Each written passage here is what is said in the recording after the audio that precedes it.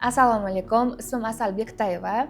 Sotuv sohasida 8 yillik tajribaga ega mutaxassisman. Hozirgi kunda Xonsaroy akademiyasi va Xonsaroy qurilish kompaniyasida sotuv bo'limi rahbariman. Keling, bugun siz bilan sotuvda uchraydigan xatolardan birini ko'rib chiqamiz. Har kuni ko'p mijozlar bilan gaplashasiz. Mijozlaringiz juda ko'p, lekin sizda sotuv yo'q. Keling, bu muammolarni ko'rib chiqamiz. Ko'pchilik o'ylaydi, muammo skriptda yoki bo'lmasa muammo produktda. Yoki muammo o'ylashadi chegirmada yoki bozorda konkurent ko'payib ketdi deb o'ylaymiz. Lekin sotuv sirlari faqatgina bulardan iborat emas. Har bir mijozning o'zining xarakteri, o'zining tanlovi va o'zining tanlov huquqlari mavjud. Deylik, O'zbekiston aholisi 38 millionta. 38 millionta xarakterli insonlar mavjud. Sizning oldingizga kelayotgan mijozlarning ham hammasining har xil xarakteri bo'ladi. Siz nima qilasiz? Hammasiga bir xil muomala qilasiz. Deylik, oldingizga kuniga 10 ta mijoz keladi va 10 xil xarakterli insonlar bilan uchrashasiz. Sizning xatoyingiz esa bu yerda bir xil muomala qilasiz. Mana shu yerda eng katta xato bo'ladi. Deylik, sizning boshingiz og'riyapti, siz esa buning o'rniga isitma tushiruvchi dori ichyapsiz. Bu sizga dardingizni davolamaydi va vaholanki sizga zarar olib keladi. Qanaqasiga deydigan bo'lsak, jigaringizga zarar keltirishi mumkin yoki oshqozoningizga og'irlik qilishi mumkin. Bitta dardni ikkita qilib oldingiz. Sotuv sohasida ham xuddi shunday.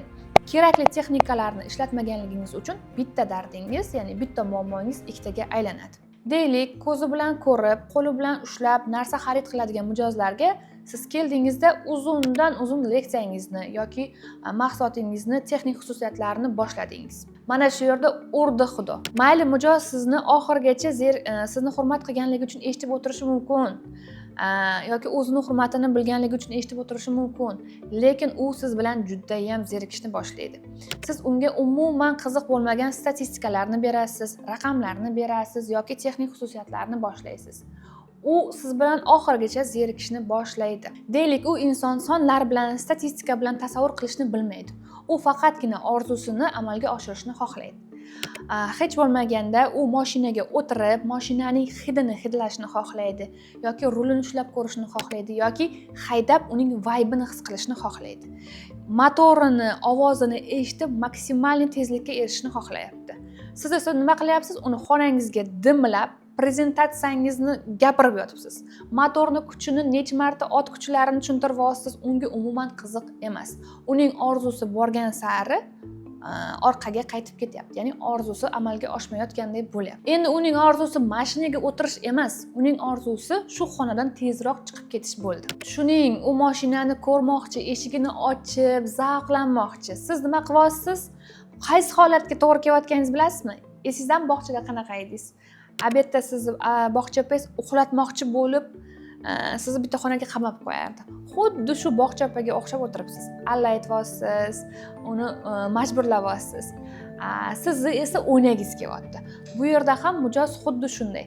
O'ynagingiz kelyapti mashina bilan, siz esa uni uxlatmoqchi bo'lib qiynab o'tiribsiz. Yangilangan sotuv texnikalarini o'rganishni istaysizmi?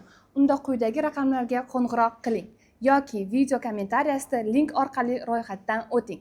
Joylar soni cheklangan. Mijoz ofisga kirib kelishi bilanoq o'zining xatti-harakatlari bilan nima istayotganini sizga aytadi. Ba'zilar esa siz bilan o'tirib, shunchaki konsultatsiya olib, sizni eng yaxshi takliflaringizni berishingizni kutadi.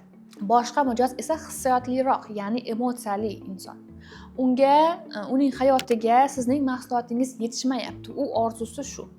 Bugun kelib o'sha mahsulotni olib ketmoqchi. Siz esa unga uzundan uzun rivoyatlarni aytib beryapsiz. Yana boshqasi esa ko'zi bilan yaxshi ko'radi. Unga narx-navo, skidkalaringiz yoki statistikalarningiz umuman qiziq emas. Unga chiroyliligi, ko'rinishi va qanaqa yarashib turishi qiziq. Sotuvchilar esa ko'pincha ularni chalkashtirib yuborishadi. Ya'ni sotuv texnikasida xatoga yo'l qo'yishadi. Tasavvur qiling, ikkita inson bitta kameraga qamalib qo'yishdi, ya'ni qamab qo'yishdi ularni. Bittasi xushchaqchaq, bittasi esa o'ta jiddiy.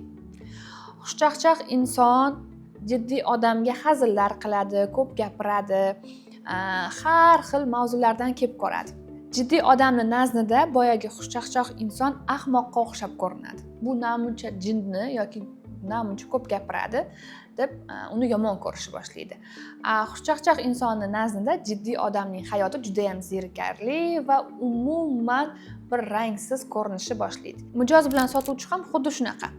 ikkalasi bir-biri bilan kelisha olmaydigan bo'lsa, ikkalasining umumiy mavzulari bitta bo'lmaydigan bo'lsa, ulardan baxtsiz inson yo'q.